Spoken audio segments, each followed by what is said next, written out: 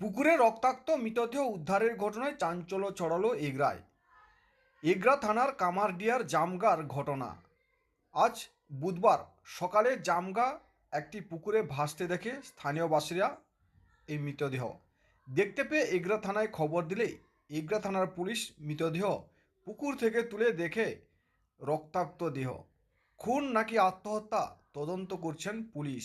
মৃতদেহ উদ্ধার করে এগরা থানার পুলিশ ময়না তদন্তের জন্য পাঠান। মৃত ব্যক্তির নাম নয়ন শীত, বয়স 60, বাড়ি পূর্ব মেদিনীপুর জেলার এগরা থানার বেনাচাগড়ি এলাকায়। শঙ্কর যে মারা গেছেন উনি আপনার কে হন? শ্বশুর। কিভাবে হঠাৎ মারা গেল, এখানে এলো কি করে?